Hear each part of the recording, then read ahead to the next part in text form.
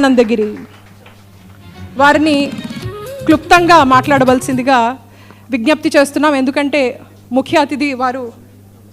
దయచేసి 1 మినిట్ లోపే మాట్లాడవలసిందిగా విజ్ఞప్తి అండి.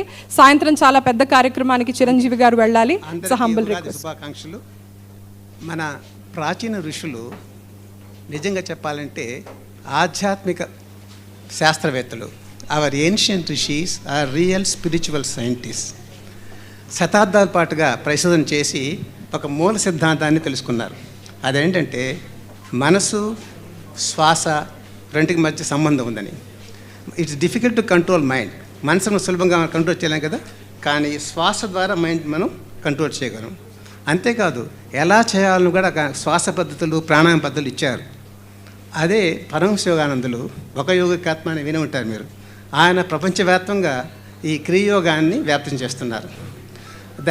తద్వారా ప్రాణాయామం చేస్తూ మైండ్ కంట్రోల్ వస్తుంది. ఇంకో విషయం ఏంటంటే ధ్యానం ఎలా చేయాలో తెలిసిన వాళ్ళంతా తప్పకుండా ధ్యానం చేస్తారంటారు. ఎందుకంటే ధ్యానం చేస్తే అంతర్గతంగా ఉన్న ఆ ఆనందాన్ని ప్రత్యక్షంగా మనం చవి చూసగలం. ఇది యోగా సత్సంగ సొసైటీ దేశవ్యాప్తంగా ప్రపంచవ్యాప్తంగా అందరికీ చెప్తా ఉంది. ఈ యోగా సత్సంగ యొక్క దీన్ని గుర్తించి ఈ పురస్కారాన్ని ఇచ్చినందుకు 99 టీవీకి నేను ఎంత కృతజ్ఞత చెప్తున్నాను. చాలా ధన్యవాదాలు స్వామీజీ.